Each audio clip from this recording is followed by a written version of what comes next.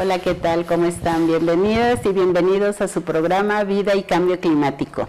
Como siempre, tenemos invitadas e invitados especiales con los cuales podemos dialogar sobre cómo es la vida y cómo nos afecta en nuestro planeta, ¿no? ¿Cuáles son esos elementos importantes?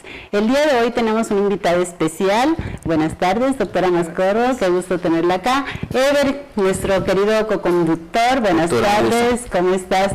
Bueno, para iniciar vamos a pedirle a Ever que pueda hacer la presentación para empezar nuestro diálogo. Creemos que es algo muy importante que nos puede ayudar a entender y a empatar con otros programas que hemos estado ya trabajando aquí, que tiene que ver con la Mixteca. Adelante, Ever. Muchas gracias, doctora. Es un placer para mí presentar a la doctora Mascorro.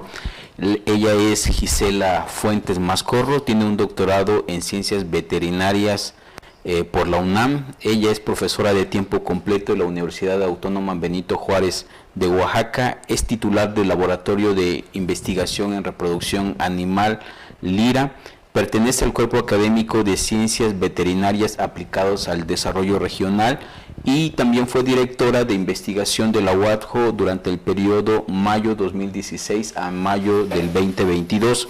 Ella realiza investigación en animales criollos y fauna silvestre, ha impartido charlas en la Universidad Complutense de Madrid, en la Universidad de Murcia y obviamente tiene muchas participaciones más en otras universidades, así como publicaciones.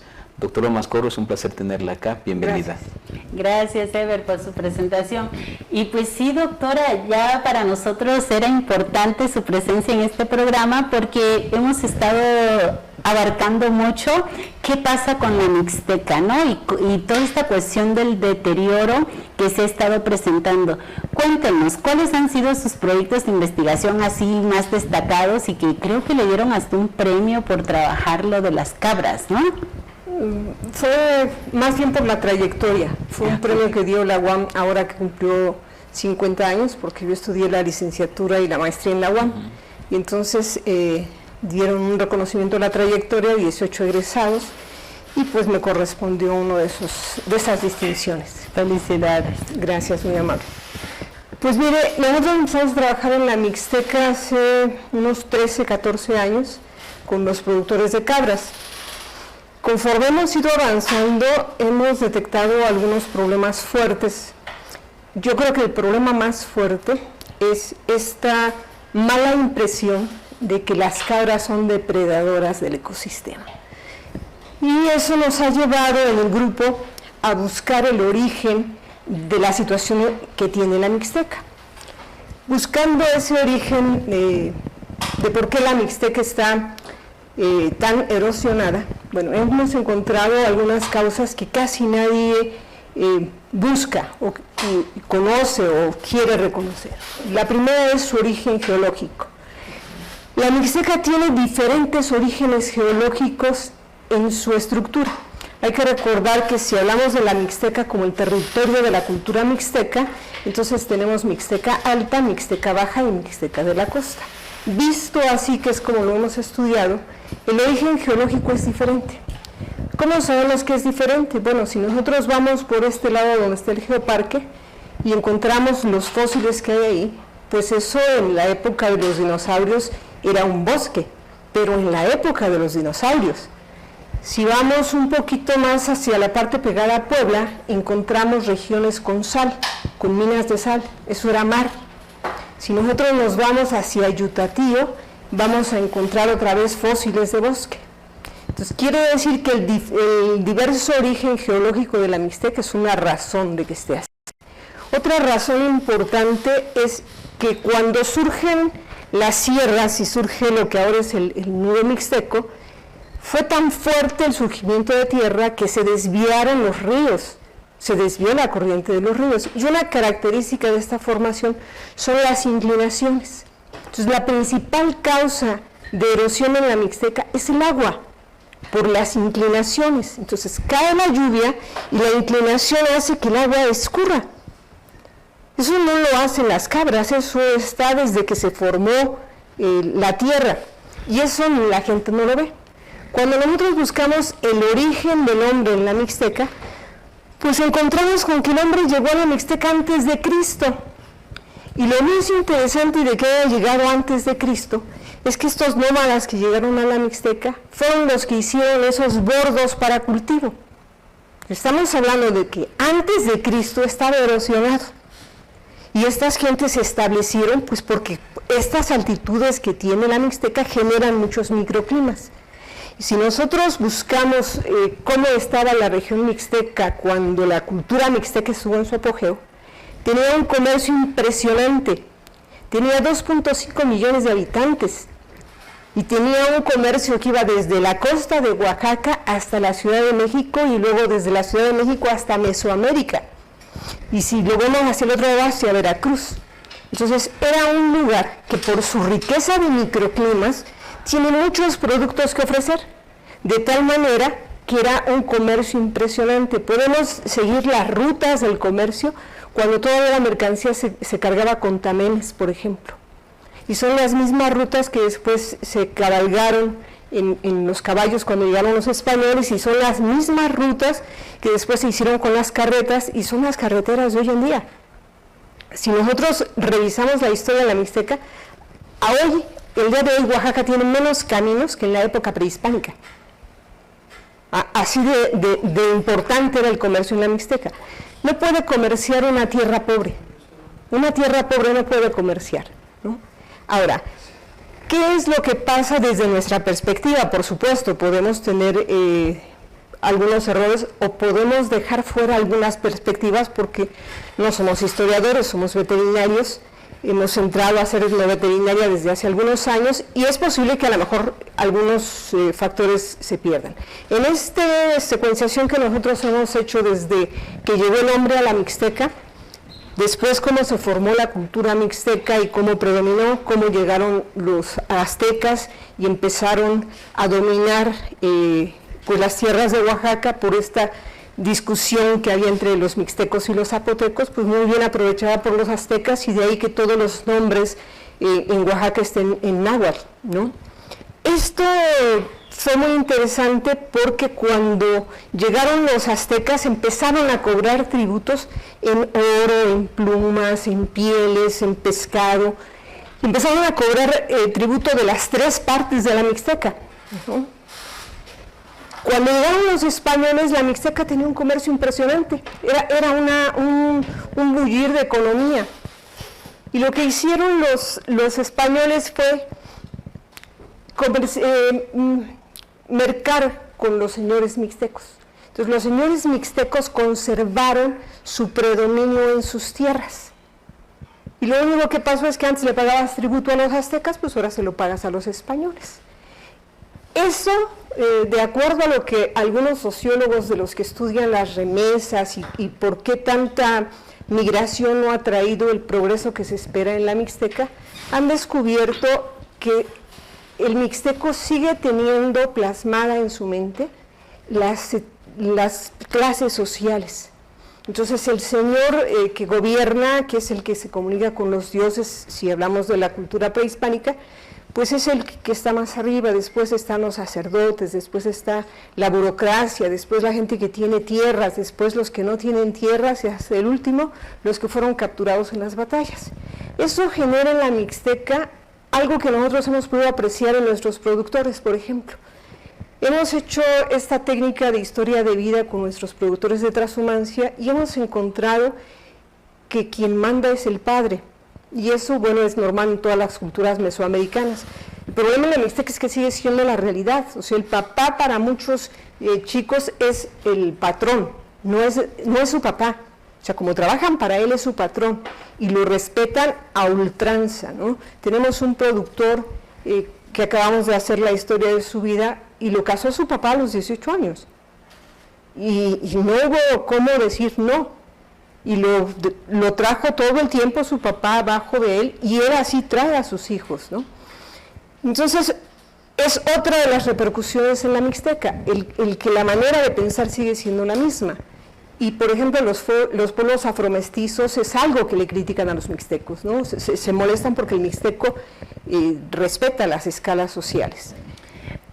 Ay, doctora, pues qué interesante esto que nos está comentando, porque justamente lo que estamos viendo es cómo ustedes están formando un conocimiento, y me da gusto porque es la UAPJO y somos la UAPJO, ¿no? Los que estamos en esta mesa 100% UAPJO hoy, los que están viendo ustedes no solo a la luz de una producción de una especie como son las cabras, sino esta visión que siempre decimos, tenemos que transitar hacia allá, hacia lo interdisciplinario, hacia lo transdisciplinario, y esta dimensión histórica, sociológica que nos acaba de dar ahorita, es impresionante, ¿no? Para poder entender entonces qué es lo que está pasando con la Mixteca, que la Mixteca no solamente es una cuestión geológica, sino que hay también prácticas sociales, ¿no? Como lo que hemos señalado en otros programas, que tiene que ver con esta dimensión de sí hay una cuestión del sistema que afecta, ¿no?, la forma en el clima, en los modos de vida, pero también hay una cuestión geológica natural, y aquí lo estamos viendo claro en esta situación que usted nos está comentando, ¿no? Sí, y fíjense que es muy, muy curioso porque siguiendo el avance histórico de la Mixteca, una vez que llegan los españoles empezamos a tener el saqueo de los bosques por la madera, porque para construir esos monumentos que hoy tienen la ruta dominica, pues se tiró mucha madera. Después de eso hay que considerar algo que poca gente conoce o ha documentado, el comercio de la grana cochinilla.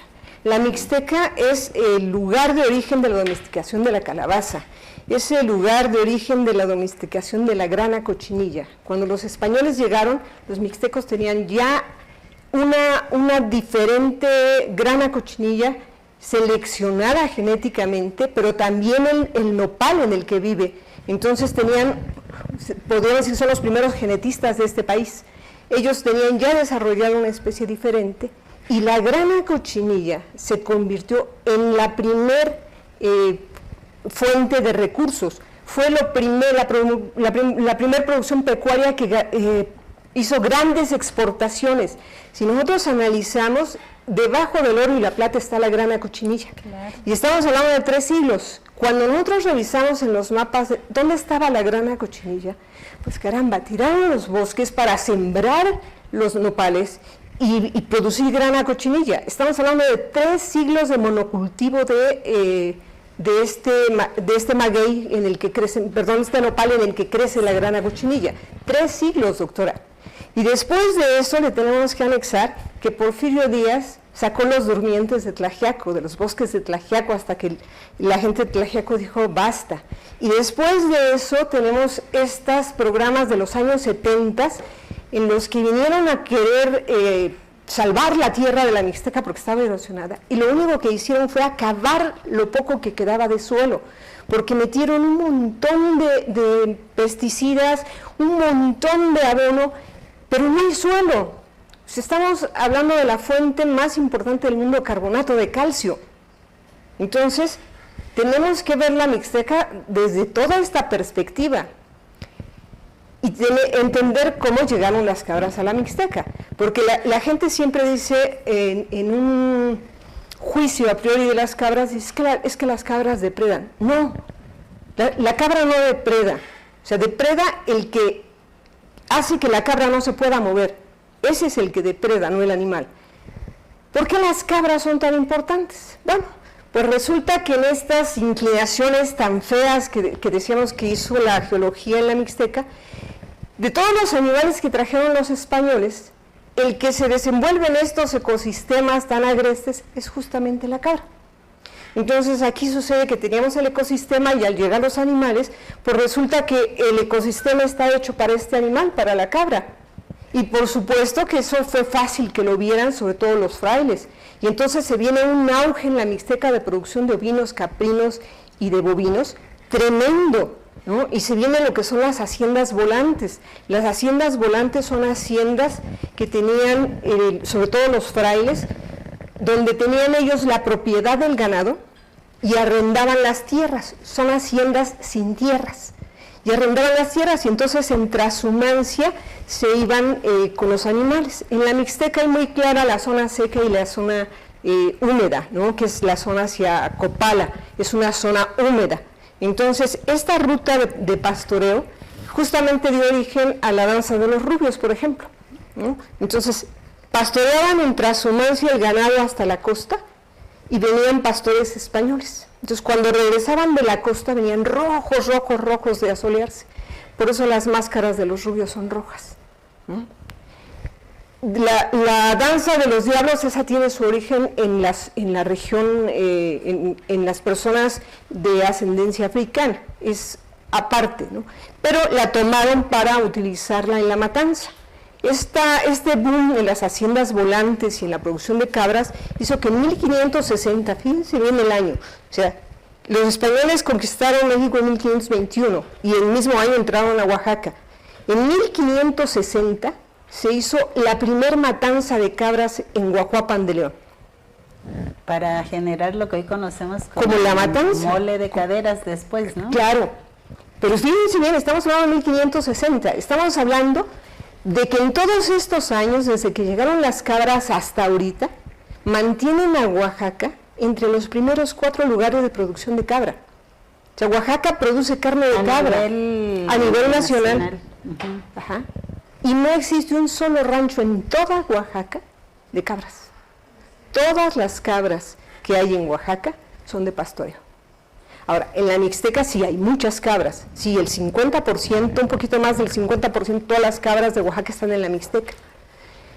Y allí en la Mixteca tenemos 2 razas de cabras. ¿Por qué son importantes esas 2 razas de cabras? La pastoreña, que son estas cabras blancas que uno ve pastoreando en los cerros de la Mixteca, nosotros las hemos estudiado y son una raza pura. Hicimos el análisis genético y tenemos el ADN que demuestra que es una raza pura, única en el mundo. Tenemos un animal que puede vivir con poca agua, que puede caminar en esos lugares. Si ustedes escuchan a los pastores que tienen estos rebaños, el pastor dice: esta cabra es una cabra grande, camina mucho y come mucho. ¿Qué otra cosa hay que considerar de las cabras? La cabra, una vez que orina y defeca, ya no come ahí. Entonces, que alguien me explique, como un animal que ya defecó, orinó y ya no va a comer ahí, ¿cómo le hizo para depredar la Mixteca? No son las cabras, o sea, son muchas las causales de cómo está la tierra en la Mixteca. Que la cabra es la única que ven, eso es otra cosa, ¿no? Pero aquí lo que estamos haciendo es tomar un animal que llegó a un clima ideal para él, que le ha producido a la Mixteca una entrada de dinero grande, que le ha producido a Oaxaca el prestigio del chito y el prestigio del mole de caderas, ¿no? Y decimos, queremos patear algo que nosotros hemos dado en llamar el oro blanco de la Mixteca. Quizá, precisamente, doctora, si no se visibiliza y se ha dicho que la cabra ha sido la causa de esta deforestación o pérdida de biodiversidad, ¿cuáles han sido en su experiencia los que sí causaron este deterioro? Pues todos estos programas de los que hemos hablado, ¿no? Desde la tala de bosques para la madera, para construir los monasterios, luego la tala de bosques para sacar los durmientes, después estos programas que se hacen desde la lejanía, desde gente que nada más ve erosionado y ni siquiera se pregunta qué tipo de suelo hay, ¿no? O esta siembra que decía usted de 3 siglos de monocultivo. Del nopal, ¿no? Para generar la grana cochinilla, que en la historia de la Mesoamérica es algo fundamental, ¿no? Y que además en Oaxaca sigue siendo importante. Algo importante de este recurso de la grana cochinilla es que tenemos un museo vivo de grana cochinilla aquí en Santa Lucía del Camino. Ah, no sabía, porque nosotros vamos a invitar más adelante también a otra chica que está de estancia postdoctoral, que está trabajando la recuperación de saberes con grana cochinilla para los tapetes de Teotitlán del Valle. O sea, como que todavía queda en el imaginario, ¿no? Esta parte de la riqueza y todo lo que dio la grana cochinilla, ¿no? Pero también importante señalar que estas cuestiones que, si bien generaron riqueza, también generaron depredación, ¿no? Claro. Del suelo, y eso es algo fundamental. O esto que usted acaba de decir y que me llama mucho la atención, que esta cabra nativa de la Mixteca, que es la, ¿cómo le dicen? La F1, ¿cómo le dicen? Pastoreña. Pastoreña, ¿y cómo le dicen en veterinaria cuando es la raza pura? Es una raza pura, que por ejemplo no necesita tanta agua. Ese es un animal que con el paso de los años va a seguir prevaleciendo, a diferencia, por ejemplo, de una vaca, ¿no? que necesita grandes cantidades de agua para vivir, ¿no? Entonces estamos viendo también aquí un futuro para la alimentación de las poblaciones, ¿no? Sí, un detalle interesante con la cabra es que el mixteco no consume cabra. O sea, el mixteco consume muy poca cabra. La consume en festividades, en ocasiones muy especiales. Y algo que tenemos que encontrar cómo solucionar es que en el norte del país, en Monterrey, la cabra se come cuando se desteta. O sea, se comen cabras jóvenes, tiernas. Aquí la cabra que se manda a engordar para la matanza es una cabra de 5 años. Entonces aquí es esta forma de que el mixteco reconoce en la cabra un miembro más de su familia es algo difícil, porque entonces no tenemos un aprovechamiento real. Ahora, lo que sí es cierto en esta parte de la caprinocultura y que no hay que dejar de ver por mucho que nos interese que la cabra pastoreña no se pierda, estamos ahorita tratando de hacer los libros genealógicos y tramitando la marca colectiva, porque tenemos el símbolo de la cabra pastoreña que nos hizo el maestro Toledo, cuando todavía vivía nos hizo favor de hacernos el dibujo de la cabra y de donarlo para que los caprinocultores de Oaxaca lo usaran como símbolo. Entonces estamos haciendo este trabajo, pero no hay que dejar de ver que los programas gubernamentales han metido cabras comerciales a la zona y que estas cabras comerciales se cruzan y generan unas cruzas que no traen nada bueno. Y entonces son estas que vemos, esta caprinocultura que vemos a la orilla del camino, que es una caprinocultura restringida a zonas muy limitadas donde amarran al animal. Bueno, eso sí causa una depredación, pero no es la cabra la que está depredando, es la persona que deja ahí al animal. Y entonces tenemos que luchar porque esta caprinocultura desaparezca, esta que está mal hecha, y podamos recuperar esta raza pura de la mixteca, que además, por ser un animal de pastoreo, la carne se vende mucho más cara, tiene mayor cantidad de principios nutritivos, el sabor es extraordinario. El mole de caderas no es nada comparado con el mole bueno, por ejemplo. La mixteca tiene un montón de platillos con cabra que son una delicia. Lo que sí es cierto, y que es muy triste, es que estamos hablando de un animal que tiene 500 años en la zona y no hay ni un solo rastro para cabras en este estado. Eso sí es grave.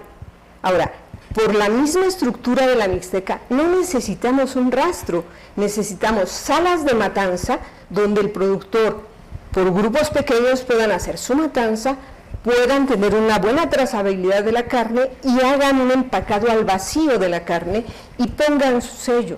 Y entonces comercien una carne de mejor calidad.